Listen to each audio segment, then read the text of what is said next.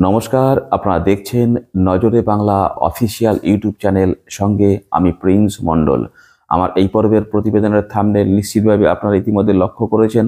আমি সেখানে লিখেছি, বামফ্রন্ট সরকারের 34 বছরের সাফল্য তরুণ প্রজন্মের সামনে সঠিকভাবে তুলে ধরা প্রয়োজন।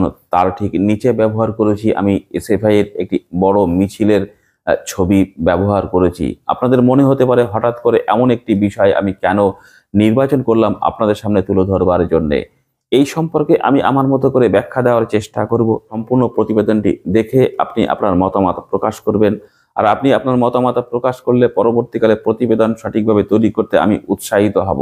আর একথা বলি, যদি প্রতিবেদনটি আপনার কাছে গ্রহণযোগ্য বলে মনে হয়, আর যদি মনে করেন আরো বেশি সংখ্যক মানুষের কাছে আমাদের এই কথাবার্তাগুলো পৌঁছে যাওয়া প্রয়োজন, প্রচুর পরিমাণে আপনাকে শেয়ার এবং লাইক করতে হবে, তাহলেই আরো বেশি সংখ্যক মানুষের কাছে পৌঁছে যাবে। আসি প্রতিবেদনের মূল বিষয়ে।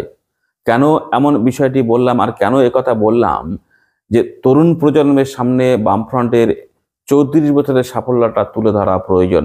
এর একটি নির্দিষ্ট বিষয় আছে। তার আগে বলি, আমি কিন্তু নিরপেক্ষভাবে প্রতিবেদন পরিবেশন করি না। আমি নির্দিষ্ট একটি অংশের পক্ষ নিয়ে আমি কথা বলবার চেষ্টা করি। কাদের পক্ষ? শোষিত, বঞ্চিত, নিপীড়িত মানুষের পক্ষেই কিন্তু আমি কথা বলার চেষ্টা করি। আর যারা শোষিত, বঞ্চিত, নিপীড়িত মানুষের দাবি আদায়ের লক্ষ্যে লড়াই আন্দোলন করেন, আমি তাদের প্রচারটা করে থাকি মূলত। সে যদি ডানপন্থীরাও এই শোষিত, বঞ্চিত, নিপীড়িত মানুষের স্বার্থে কথা বলে থাকে, তাদের কথা বলবো। যদি বামপন্থীরা নিপীড়িত, শোষিত মানুষের পক্ষে কথা বলে থাকে, আমি তাদের প্রচার করব। তবে উল্লেখযোগ্যভাবে আমরা বেশ কয়েক বছর ধরে লক্ষ্য করছি, শোষিত, বঞ্চিত, নিপীড়িত মানুষের স্বার্থে, তাদের দাবি আদায়ের স্বার্থে লড়াই আন্দোলন করে চলেছে ধারাবাহিকভাবে বামপন্থীরা। স্বাভাবিকভাবেই বামপন্থীদের প্রচার আমি একটু বেশি করে থাকি। এবার তাহলে কেন তরুণ প্রজন্মকে আমি সামনে নিয়ে আসতে চাইছি? তরুণ প্রজন্মকে 34 বছরের সাফল্যের কথা কেন জানতে হবে? কেউ কেউ জানেন, আবার একটা বড় অংশ অতটা গুরুত্ব দেন না।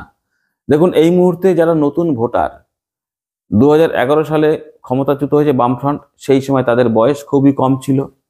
যারা এই মুহূর্তে 18 বছর পূরণ করে ভোটের অধিকার পেয়েছেন, 18, 20, 22 বছরের ছেলে মেয়েরা, তারা কিন্তু ওই সময় ছিল ছোট। স্বাভাবিকভাবেই অল্প বয়সে মানুষের মধ্যে রাজনৈতিক চিন্তাভাবনাটা অতটা দৃঢ় হয় না, গাঢ় হয় না। স্বাভাবিকভাবে রাজনৈতিক চিন্তাভাবনা তাদের মধ্যে ছিল না। অন্যদিকে বামফ্রন্টের 34 বছরের যে সাফল্য, সেই বিষয়টিও তারা অতটা নজর দিয়ে উঠতে পারেনি। কারণ ওই বয়সটা তাদের পড়াশোনা করবার সময় এবং খেলাধুলার সময়। স্বাভাবিকভাবেই কোথায় সাফল্য নেই, এই বিষয়টি তাদের নজরে সেইভাবে আসে না।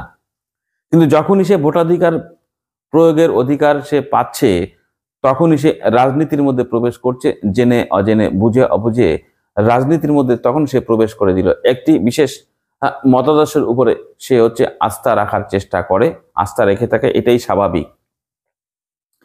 আর এরা যখন ভোটাধিকার প্রয়োগ করলো, তখন তাদের বয়স 18, 20, 25। এই সময় এরা যখন পড়াশোনা করছে কলেজ, বিশ্ববিদ্যালয়গুলোতে, এদের প্রধান লক্ষ্য হয়ে থাকে এই পড়াশোনা শেষ করে তারা একটি কর্মসংস্থানের ব্যবস্থা হবে, তাদের একটি সরকারি বা বেসরকারি ক্ষেত্রে তাদের চাকরির ব্যবস্থা হবে, একটি অর্থ উপার্জনের মধ্য দিয়ে তাদের আগামী ভবিষ্যৎ, উজ্জ্বল ভবিষ্যৎ তৈরি হবে।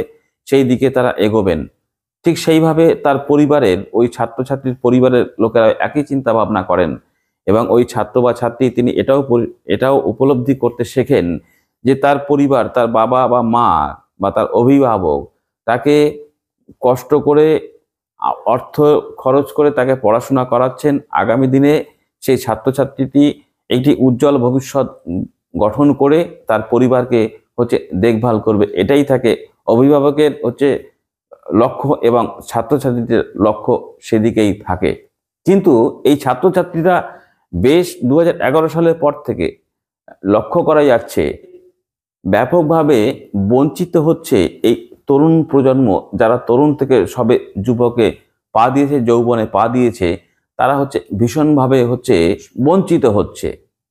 আমি যে কথা বললাম, এদের লক্ষ্য থাকে একটি সুন্দর ভবিষ্যৎ গড়া। আর সুন্দর ভবিষ্যৎ গঠন করতে গেলে তাকে অর্থ উপার্জন করতে হবে। এটাই খুবই প্রয়োজনীয়। আর সেই অর্থ উপার্জন করতে গেলে তাকে একটি কর্মসংস্থানের মধ্যে প্রবেশ করতে হবে, হয় বেসরকারি সংস্থায় চাকরি অথবা সরকারি সংস্থায় চাকরি অথবা কোনো ব্যবসার মধ্যে তাকে প্রবেশ করতে হবে। স্বাভাবিকভাবে প্রত্যেকের সাধারণভাবে লক্ষ্য থাকে একটি চাকরির দিকে। সেই চাকরি থেকে ভীষণভাবে বঞ্চিত হয়েছে। বঞ্চনার জন্ম দেয়, শোষণের জন্ম দেয় দুর্নীতি। দুর্নীতির মধ্য দিয়ে জন্ম হয়ে থাকে শোষণ আর বঞ্চনার। আর স্বাভাবিকভাবেই দুর্নীতিগ্রস্ত হয়ে পড়েছে, দুর্নীতির অভিযোগে অভিযুক্ত এই শাসক দলের একাধিক নেতা মন্ত্রীরা, এবং স্বাভাবিকভাবেই শাসক দলের ঘাড়েই এই দায়টা বর্তায় এবং তাদের ক্ষেত্রে এটা প্রযোজ্য। অনেক ক্ষেত্রেই আমরা লক্ষ্য করতে পারছি, অভিযোগ উঠছে শাসক দলই দুর্নীতিগ্রস্ত। আর এই দুর্নীতিগ্রস্তের কারণে মানুষ শাসকের প্রতি যখন ক্ষুব্ধ হচ্ছে, বিরক্ত হচ্ছে, তখন আঁকড়ে ধরেছিল অবলম্বন হিসেবে বিজেপিকে। বিজেপির কাছ থেকে সেইভাবে কোনো সুরাহা না পেয়ে মানুষ হতাশাগ্রস্ত হয়ে পড়ে। সেই সময় বামফ্রন্ট অর্থাৎ বামপন্থী রাজনৈতিক দলগুলো তারা এই শোষিত বঞ্চিত এই মানুষের বা বিশেষ করে এই তরুণ প্রজন্মের যুব সম্প্রদায়ের দাবিগুলো নিয়ে লড়াই আন্দোলন শুরু করে এবং স্বাভাবিকভাবে পুনরায় আস্থা ফিরতে থাকে এই বামপন্থীদের উপরে মানুষের। আপনারা লক্ষ্য করবেন বিভিন্ন সময়ে বিভিন্ন দুর্নীতির বিরুদ্ধে বামপন্থীরা যে লড়াই আন্দোলনগুলো করেন, সেই লড়াই আন্দোলনে ব্যাপক অংশের একটা তরুণ প্রজন্ম বা যুব প্রজন্ম সেখানে আমরা লক্ষ্য করি তাদের উপস্থিতি। অর্থাৎ বামপন্থীরা মানুষকে এটা বোঝাতে সক্ষম হয়েছে যে এই দুই শাসক দুর্নীতির অভিযোগে অভিযুক্ত। এটা বামপন্থীরা তরুণ প্রজন্মের কাছে বোঝাতে সক্ষম হয়েছে, এ কথা ঠিক 100%। একটা বড় অংশের তরুণ প্রজন্ম বুঝে গেছে এই দুই শাসকের ফলে তারা শোষিত বঞ্চিত। কিভাবে শোষিত বঞ্চিত সে ব্যাখ্যায় আমি যাব না। চাকরির বিষয়টা নিয়ে, কর্মসংস্থানের বিষয় নিয়ে যথেষ্ট পরিমাণে আপনারা অনুধাবন করতে পারছেন, এটা বুঝতে পারছেন। কিন্তু যখনই এই শাসকরা বুঝতে পারছে যে মানুষ তাদের চালাকিটা ধরে ফেলছে, তখন তাদের সামনে কিছু প্রলোভন নিয়ে আসে। সেই প্রলোভনে প্রলুব্ধ হয়ে এই তরুণ প্রজন্মের একটা অংশ কিন্তু ওই শোষণ বঞ্চনাটা ভুলে যায়, ভুলে গিয়ে ভুল করেও তাদের পক্ষেই রায় দিয়ে দেয়। এক কথায় বলা যেতে পারে ভোটাধিকারটা প্রয়োগ করে এই শোষকের বিরুদ্ধে পক্ষেই।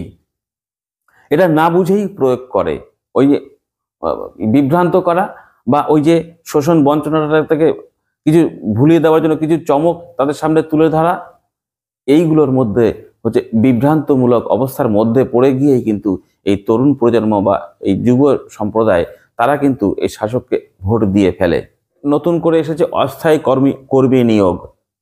এই অস্থায়ী কর্মী নিয়োগ, একটা বেকার ছেলে যদি দেখে যে আমি মোটে কিছু পাচ্ছি না, তার মধ্য দিয়ে যদি আমি 5-6 হাজার টাকা 7 হাজার টাকার একটা চাকরি আমি পাই, এটাই আমার কাছে অনেক। এই লক্ষ্যেই কিন্তু এই অস্থায়ী চাকরিগুলো দেওয়া হচ্ছে। আর কেন অস্থায়ী চাকরি আর কেন বেকার বাহিনী মজুদ, এই বিষয়ে আমি খুব শীঘ্রই প্রতিবেদন আনবো। এখন যে কথা বললাম, ওই যে তরুণ প্রজন্ম বা যুব প্রজন্ম এদেরকে ওই যে বিভ্রান্ত করে একটা চমক তাদের সামনে নিয়ে এসে তার ভোটটাকে সাময়িকভাবে নিয়ে নিল। পরবর্তীকালে ওই যে বেকার যুবক ছেলেটি বা ওই যে পাঠরত যে তরুণ ছেলেটি বা মেয়েটি, সে কিন্তু পরবর্তীকালে আবার সেই শোষণ বঞ্চনার কথা তার মাথায় ঢুকে গেল, কিন্তু সাময়িকভাবে তাকে বিভ্রান্ত করে তার ভোটটা নিয়ে নেওয়া হলো। ওই শোষক তার ভোটটাকে নিয়ে নিল। কিন্তু ওই যে তরুণ বা তরুণী, যুবক বা যুবতী, তখনই এই প্রলোভনে প্রলুব্ধ না হয়ে সঠিক জায়গায় তার ভোটাধিকার প্রয়োগ করবে। সেই জায়গাটা তাকে তার মস্তিষ্কের মধ্যে ঢোকাতে হবে। কিভাবে? যে সাফল্যগুলো ছিল বামফ্রন্ট সরকারের আমলে, প্রতি বছর নিয়ম করে বিভিন্ন চাকরির পরীক্ষাগুলো হতো। প্রতি বছর বিভিন্নভাবে বেসরকারি ক্ষেত্রে মানুষের চাকরি হয়েছে। এই চাকরি হওয়ার কারণে, মানুষের কর্মসংস্থান হওয়ার কারণে মানুষের মধ্যে হাতে অর্থ ছিল। গ্রামগঞ্জের কৃষকের কাছে অর্থ ছিল, কৃষক ফসলের ন্যায্য দাম পেত। আর মানুষের কর্মসংস্থান হওয়ার ফলে ব্যবসায়ীর থেকে মানুষ ন্যায্য মূল্যে জিনিস ক্রয় করার ফলে ওই ব্যবসায়ীর হাতেও পয়সা যেত। এইভাবে অর্থ কিন্তু সামাজিকভাবে রোলিং হতো পয়সাটা। স্বাভাবিকভাবে রাজ্যের অর্থনৈতিক অবস্থা ছিল চাঙ্গা অবস্থায় ছিল। সেই জায়গা থেকে ধীরে ধীরে দুর্নীতির মধ্যে প্রবেশ করলো। অতএব প্রত্যেক বছর নিয়ম করে চাকরির পরীক্ষা কর্মসংস্থান সৃষ্টি বেসরকারি ক্ষেত্রে, কৃষক তার ফসলের ন্যায্য দাম পাওয়া, ব্যবসায়ী তার জিনিসপত্র বিক্রি করা, এর মধ্য দিয়ে মানুষ কিন্তু একটি উন্নত পশ্চিমবঙ্গের মধ্যে বসবাস করছিল। আর এই নতুন প্রজন্মের ছেলেরা এই বিষয়টা তো জানে না। বছরে একবার করে চাকরি পরীক্ষা হতো, প্রত্যেক বছর যেমন পুজো হয় ঠিক সেইভাবেই বছরে একবার করে চাকরির পরীক্ষা হতো, সেটা যে হচ্ছে না, এইটা শাসক বা শোষক এইটাকে ভুলিয়ে দিতে চাইছে। এইটা যাতে ওই পাঠরতা যে চাকরির প্রার্থী তার মাথায় যাতে এটা না ঢোকে যে প্রত্যেক বছর চাকরি হচ্ছে না, প্রত্যেক বছর চাকরির পরীক্ষা নেওয়া হচ্ছে না, যেখানে দুর্নীতি রয়েছে, দুর্নীতি দ্বারা সে শোষিত, বঞ্চিত, নিপীড়িত, এটা যাতে বুঝতে না পারে, তার জন্য বিভিন্ন চমক, তার জন্য সিভিক ভলেন্টিয়ারের চাকরি, তার জন্যই অস্থায়ী কর্মচারী নিয়োগ। মানুষের মস্তিষ্কটাকে, বেকার যুব সমাজের মস্তিষ্কটাকে অতি সহজেই বিভ্রান্ত করে দেওয়া যায়। এই লক্ষণ, এই বিষয়টা কিন্তু শাসক যেমন বুঝতে পেরেছে। এখন তাহলে পরে এই বামপন্থীদের প্রধান উদ্দেশ্য কি হবে? এই তরুণ প্রজন্মকে বামফ্রন্ট সরকারের সাফল্যের সঙ্গে এই বর্তমান শাসকের যে দুর্নীতি আছে, শোষণ আছে, বঞ্চনা আছে, এটা তো বুঝতে পারছে, তার সঙ্গে বামফ্রন্টের 34 বছরের সাফল্যটা তার মাথায় ঢোকাতে হবে। কিভাবে সাফল্যটা আসতে পারে, কোন পথে সেই সাফল্যের জায়গায় যাওয়া যেতে পারে, বঞ্চনাকে দূরে সরিয়ে রেখে সাফল্যে যাওয়ার রাস্তাটাকে ওই তরুণ প্রজন্মের বা চাকরি প্রার্থীর মস্তিষ্কের মধ্যে যদি বামপন্থীরা ঢোকাতে না পারে, এই দুর্নীতির বিরুদ্ধে লড়াই আন্দোলনে বা তরুণ প্রজন্ম বা যুব প্রজন্ম তারা লড়াই আন্দোলনে সামিল হবে, কিন্তু ভোট দেওয়ার সময় শাসকের চমককে ভুলে, সমস্ত কিছু ভুলে গিয়ে আবার শাসককেই ভোট দেবে।